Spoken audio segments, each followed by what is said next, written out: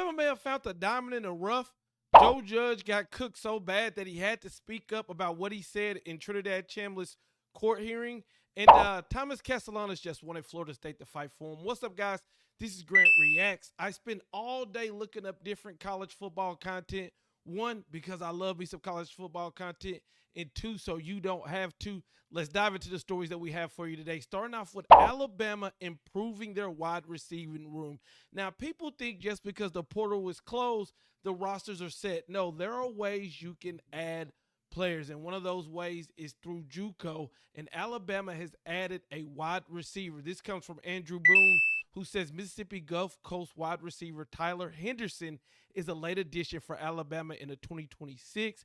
Henderson was named first-team JUCO All-American after recording 67 catches, almost 1,300 yards, and 12 touchdowns. Now, Clint Land would follow this tweet with one of his own, giving us more information about Tyler Henderson, saying this is interesting. He's 6'1", 180 pounds, self-reported a 4.38.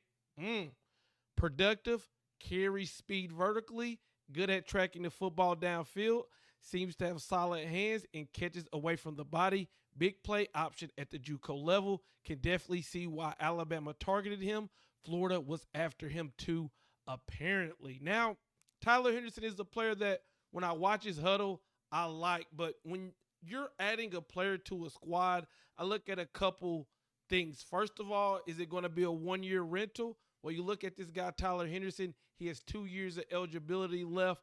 Plus, we know how these players get to suing, and he did play some JUCO years, so that's always an option out there now. He came from JUCO, but did he produce at the JUCO level? Not only did he put up good numbers, he was an All-American. He was the best of the best juke at that JUCO level. So you get a player who you're going to add to a wide receiver room that I already like going into next year, because you got LaSierre Brooks, you got Rico Scott, you got Ryan Williams, you got a couple young gunners, and now you're bringing in Tyler Henderson. And don't forget, they also brought in Noah Rogers from NC State. So you're putting him in that wide receiver room, and that's going to make everybody compete, everybody try to be best. And what you hope is this addition is a diamond in the rough, and when you put him around the players that he's going to be in a room with, he's going to level up. And you got him. Florida wanted him. Washington State offered him. A couple other schools offered him.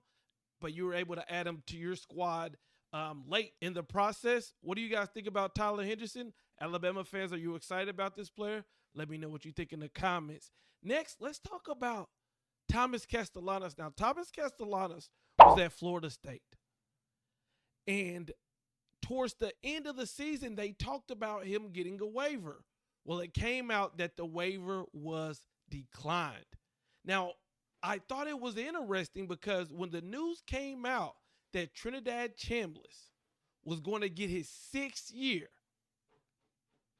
Thomas Castellanos went to Twitter and said this: all I needed was someone to fight for me. So what Thomas is saying, look, I applied for my waiver, but I didn't have the backing. Florida State didn't back me like Ole Miss is backing Trinidad Chambliss. Now, I've been telling people this, just because Trinidad got his waiver, it took a lot to get that waiver approved. Remember, he tried 3 times, got it denied the 4th time, and behind all that, Ole Miss stood by his side. So if you're somebody like Thomas Castellanos, who, let's be honest, he's not a Trinidad Chambliss, then your school's going to say apply for the waiver. Oh, you didn't get it? Okay, good luck in the NFL. That's what's going to happen to these other players who think that they can just do. One of the things that Trinidad had that nobody else had is an Ole Miss school and coaching staff and president and everybody else that was going to fight for him. And how did he get it in the end? It ended up being a Ole Miss grad who was the judge to end up clearing him.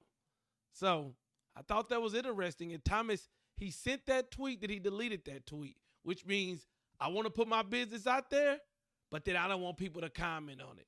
But I see all. Okay, what do you guys think about Thomas Castellanos wanting Florida State to fight for him? Next, speaking of Trinidad Chambliss in his court hearing, One of the most viral clips from that hearing was Joe Judge saying this. But we would have to educate. This is always a tough conversation to have, and it's not going to be a popular thing, but this is the truth. We would have to educate significant others who may have been pregnant during the season or going to have a baby during the season. And you'd have to educate them on, you have this baby in the middle of the season, that father has to play good football, right? It's a day-by-day production business. He has to be ready to perform and go out there and play. And when I say that is, you need to let him sleep. He needs to be in another room, detached. You have to explain to the mother, like, hey, listen, he ain't waking up for midnight feedings. After the season, he's full metal jacket. You do whatever you want with him. And he can change every diaper. But in the season, he's got to have a different priority. Now, when that clip came out, people destroyed him. Remember, this is the Ole Miss quarterback coach. He's in charge of young men every day. And after he said that, people did not like the messaging. You had NFL players like DeMarion Overshown saying, don't listen to this, young man. Be there for the mother of your child and let the rest take care of itself. Those midnight feedings turn into financial freedom because nothing will inspire you more than being a great father. You had someone else, Jonathan Jones, saying, no clue how we got here, but I cannot believe this is something he felt compelled to say loud and on the record. There were plenty of messages like that going at Joe Judge to where today he said, I need to say something. And here's his statement on what he said. Some of my comments from Thursday have been taken out of context, so I'd like to provide some clarity. In a discussion about Trinidad's sleep apnea, I was trying to point out the importance that the NFL places sleep for recovery and performance, in addition to the education of balancing family dynamics during football season. These are discussions I was a part of at the professional level from veteran players based on their own experience managing similar situations.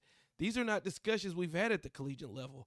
As a husband and father of 4 children, I understand those challenges firsthand, and I would never diminish the commitment to family. We share the same dedication to family with our players and always support them through any challenges they face in their personal lives. Now, some people said, okay, you were taken out of context. I understand. Other people said, brother, keep that note. We don't want to hear about that.